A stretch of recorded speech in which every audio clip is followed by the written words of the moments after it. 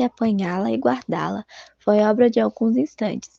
Ninguém o viu, só um homem que estava à porta de uma loja e que, sem o conhecer, te disse rindo: "Olhe se não dá por ela, perdi-a de uma vez." "É verdade", concordou Honório envergonhado. Para avaliar a oportunidade desta carteira, é preciso saber que Honório tem de pagar amanhã uma dívida, 400 e tantos mil réis. E a carteira trazia o bojo recheado. A dívida não parece grande para um homem na posição de Honório, que advoga, mas todas as quantias são grandes ou pequenas, segundo as circunstâncias, e as dele não podiam ser piores. Gastos de família excessivos, a princípio por servir a parentes, depois por agradar a mulher, que vivia aborrecida na solidão. Baile dali, jantar daqui, chapéus, leque, tantas coisas mais que não havia remédio senão ir descontando o futuro. Endividou-se. Começou pelas contas de lojas e armazéns. Passou aos empréstimos, 200 a um, 300 a outro, 500 a outro, e tudo a crescer. E os bailes a darem-se e os jantares a comer-se. Um turbilhão perpétuo, uma voragem. "Tu agora vais bem, não?" dizia-lhe ultimamente o Gustavo, advogado e familiar da casa. "Agora vou", mentiu Honório. A verdade é que ia mal, poucas causas de pequena monta e consistente remissos. Por desgraça, perdera ultimamente um processo em que fundara grandes esperanças. Não só recebeu pouco, mas até parece que lhe tirou alguma coisa a reputação jurídica. Em todo caso, andavam morfina nos jornais. A Amélia não sabia de nada. Ele não contava nada à mulher. Bons ou maus negócios. Não contava nada a ninguém. Fingia-se tão alegre como se nadasse em um mar de prosperidade. Quando ao Gustavo queria às noites à casa dele, dizia um ou duas pilheiras, ele respondia com 3 e 4, e depois de ouvir os trechos da música alemã, que Amélia tocava muito bem ao piano, e que Gustavo escutava com indizível prazer. Jogavam cartas ou simplesmente falavam de políticas. Um dia, a mulher foi achá-lo dando muitos beijos à filha, a criança de 4 anos, e viu-lhe os olhos molhados. Ficou espantada e perguntou-lhe o que era. "Nada, nada", disse Honório. Compreende-se que era o medo do futuro e o horror da miséria, mas as esperanças voltavam com facilidade. A ideia de que os dias melhores tinham de vir dava-lhe conforto para a luta. Estavam com 34 anos, e era o princípio da carreira. Todos os princípios são difíceis. E toca trabalhar, a esperar, a gastar, pedir fiado ou emprestado, para pagar mal e más horas. A dívida urgente de hoje são os malditos 400 e tantos mil réis de carros. Nunca demorou tanto a conta, nem ela cresceu tanto como agora.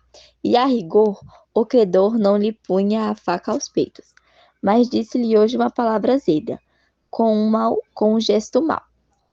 E Honório quer pagar-lhe hoje mesmo. Eram 5 horas da tarde. Tinha-se lembrado de ir a um agiota, mas voltou sem ousar pedir nada. Ao enfiar pela rua da Assembleia e que viu a carteira no chão, apanhou-a, meteu no bolso e foi andando.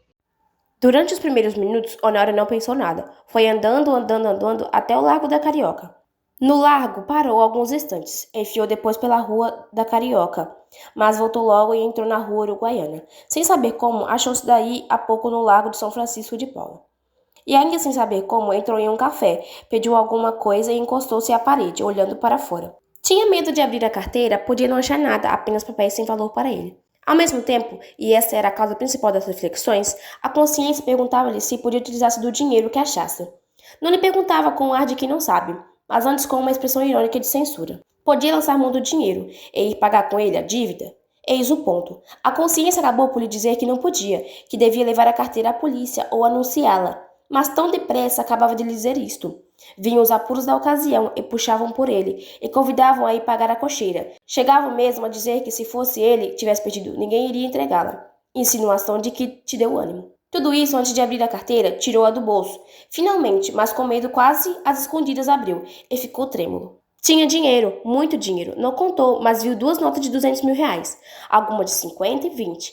Calculou uns 700 mil reais ou mais. Quando menos 600, era a dívida paga. Eram menos algumas despesas urgentes. Honório teve tentação de fechar os olhos, correr à cocheira, pagar e depois de pagar a dívida, adeus. Reconciliar-se consigo. Fechou a carteira e, com medo de perder, tornou a guardá-la. Mas daí a pouco tirou-a outra vez. E a abriu com vontade de contar o dinheiro. Contar pra quê? Era dele? Afinal, venceu-se e contou.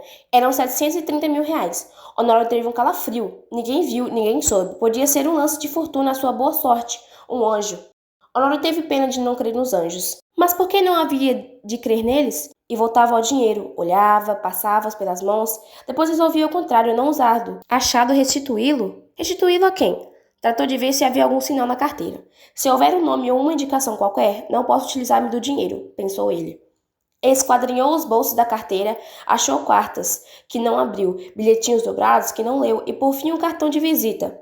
Leu o nome, era do Gustavo, mas então a carteira? Examinou-a por fora e pareceu-lhe efetivamente do amigo. Voltou ao interior, achou mais 2, mais 3, mais 5.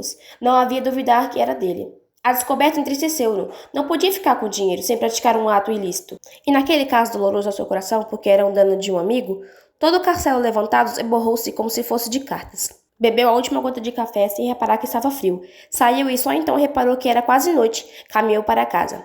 Parece que a necessidade ainda lhe deu um dos empurrões, mas ele resistiu. Paciência, disse ele consigo. Verei amanhã o que posso fazer.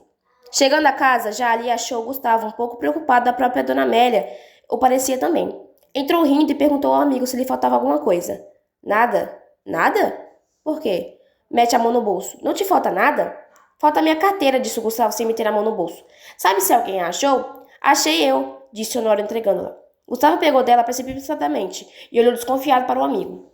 Esse olhar foi para Honório como um golpe de estilete. Depois de tanta luta com a necessidade, era um triste prêmio. Sorriu amargamente e como o outro lhe perguntasse onde a achará. Deu-lhe as explicações precisas. Mas conheceste-as? Não, achei os seus bilhetes de visita. Honório deu 2 voltas e foi mudar de toalete para o jantar. Então Gustavo sacou novamente a carteira, abriu e foi a um dos bolsos e tirou um dos bilhetinhos que o outro não quis abrir nem ler. E estendeu a dona Amélia, a que ansiosa e trêmula rasgou em 30 mil pedaços. Era um bilhetinho de amor.